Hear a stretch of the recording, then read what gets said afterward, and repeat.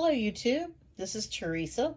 It is day 18 of my 28-day video challenge, and we are today cycling back around to the river cane project where I have, the last time we spoke of this, I had harvested some of the strands of river cane that I've been growing in my yard.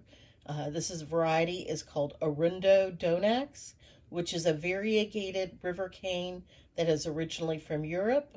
It's my understanding that this is the cane that they use in reed instruments, but it also has a number of other uses.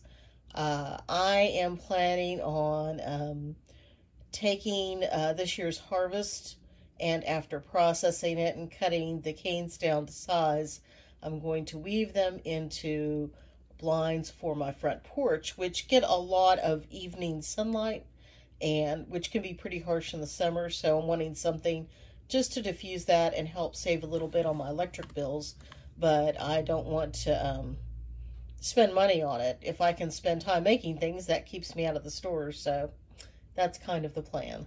So I did a time lapse earlier where I had cut down all the cane, and I had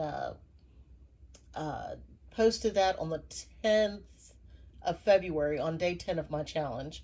And so I basically took all of the large leaves off of it and was left with the this material here. And I did last night, I had a little time lapse. I grabbed I've been letting them sit inside the house for a couple days because, you know, in the wintertime it's nice and dry. So I went ahead and had them all bundled together upright in a corner, just drying a little bit so that these guys would be a little crisper and easier to remove. But I wanted to go ahead and get them off before they caused any grooves in the cane, because there's a few pieces that I had saved where I just left it on, and it actually, when it dehydrated, it puckered all this up. So I didn't want that to happen again. And I wanted to give these a proper cleaning off too. So initially I was just kind of hitting it with a knife, going around just to crack everything off. And then I'm going behind afterwards and knocking off all this little leftover debris. You can see I already had an injury from last night, so no big deal. It's part of it. You know, if you don't bleed on it, it's not a project, right? So anyway, and then I realized I'd almost gone through a good part of this bundle. I had 2 canes left from the section that I decided to work on. I could probably do that 2 or 3 more times. The main bundle is pretty big. This was just what the section I grabbed to work on. And I was down to my last 2 canes, and I thought, you know, it probably would be really good if I tried to mount the tripod so I could get a close-up of me actually dealing with these joints up close so you can see what I'm dealing with and know how not to hold the knife. But just to kind of give you an idea of what's involved, my hands are going to be a wreck for another week after this, so I'll probably like do a segment a week as I make progress, just because this is so very hard on the hands. And then I'll just rotate around to other projects that are less tried. So let me let you go here, and we'll do the close-up, and then we will wrap this up.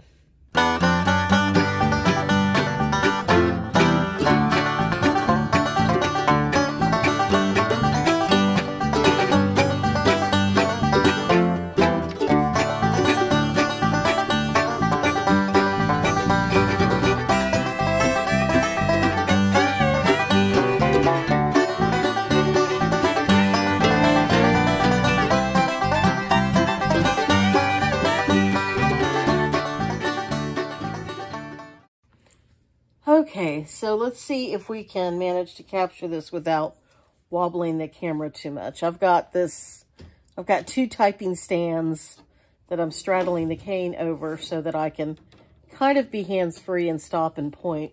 So let's just do one of these at a time, and I do not want to deal with this teeny tiny one. We're just going to drop it down here out of the way for now. All right, so let's find a good spot. Okay, so let's see if we can do this or find a curve. Okay, this looks good.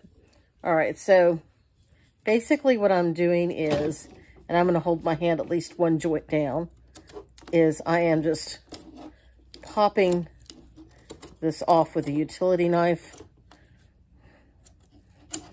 And this is the joint, and it will pop off.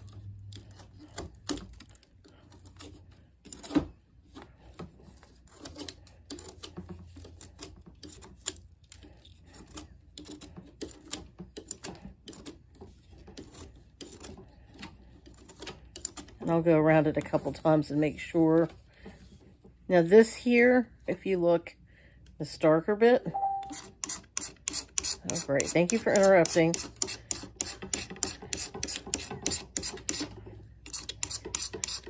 That's basically just a little bit of mildew or mold. I can wipe this down with a bleach water solution or just wash it, and it comes right off. This surface is super waxy, and it's not penetrating at all.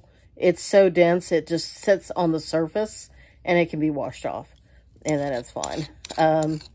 But if you're weird about it, you could probably do like a 1 to 10 bleach solution, which is what they use to disinfect things. So, go away, people. Ugh. Just ignore that, because that is on my phone. So, let me cut. Be right back. Okay, we had a slight interruption, so we're going to continue this. Try to get a little bit closer. So I'm basically doing a scoop motion, and I'm trying to be gentle about it because I do not want this knife flinging out. I've already had one injury there, and then I got my thumb right there last night. So, yeah, caution. Don't do as I do, do as I say. Be careful. Wear proper safety protection. Protect your hands and protect your eyes. So I'm just kind of do this for a bit so that you can kind of see me working a few of these different nodules. Well, I'm not going that way because the china cabinet's blocking. This thing is about 6 foot long, so...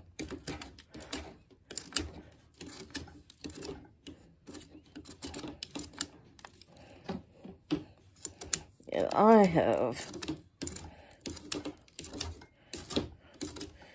have to space doing this. I have to do several at a time and take a break because I have carpal tunnel. So breaks are important. And I already overdid it last night. I usually don't feel like a lot of the swelling or inflammation for a couple days. So because I don't know. We'll see. You know, my hands were not that bad today, but it usually takes a couple days, and so I'm trying to make it very short little segments today. Like do one cane, take a rest, and go do something. You know, move the laundry forward, something. So, next one. Remember to stay in angle there. I feel like I'm maybe off camera too much because I forget to check the position. I'm actually looking at the work because I'm handling a blade.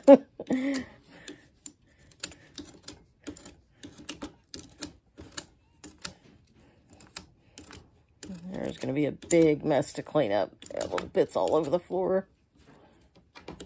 Fortunately, the kitties are napping right now, so you may not get a kitten cameo today. Because I just fed them a while ago, so they have no use for me now.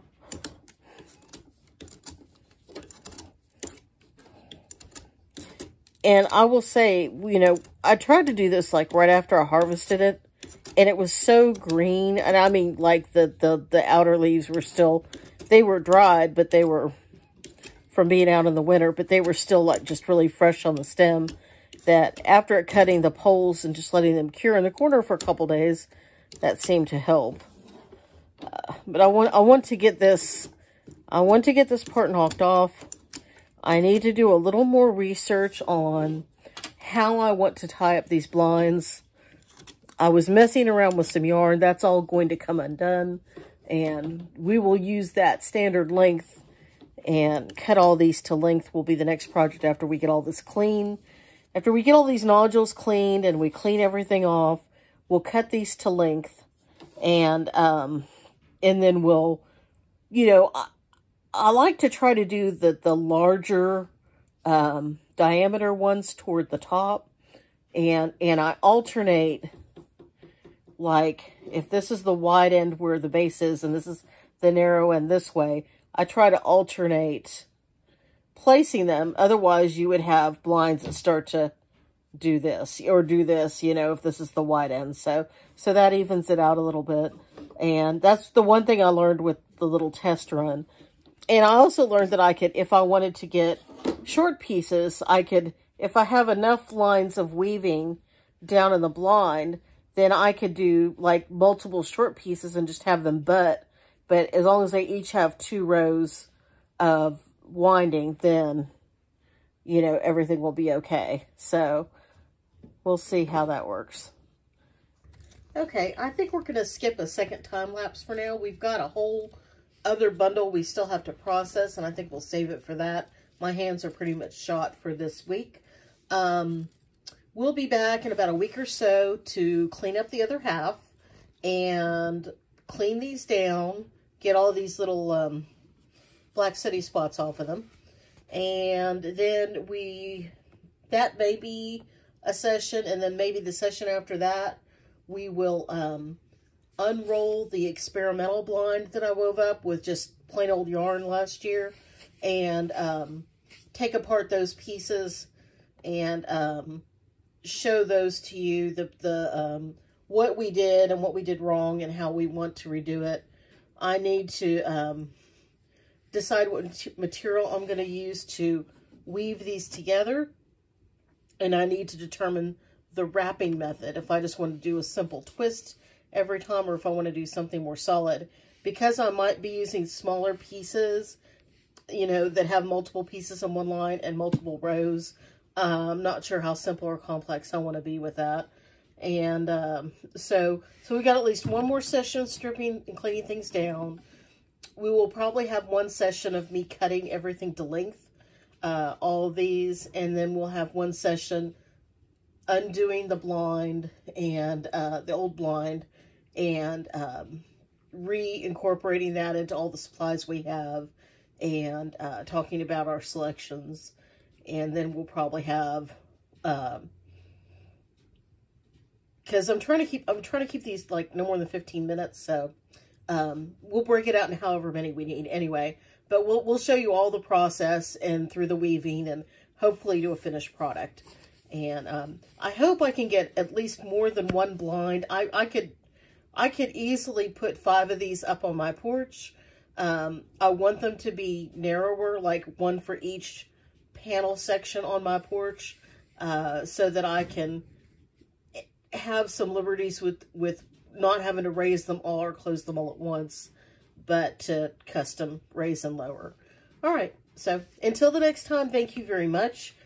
I am going to make this a separate playlist, so just keep an eye out on my channel for it'll either be under the Yard and Garden playlist or I'll make a separate one for this that's a standalone. Thank you very much. Hope to see you soon. Bye.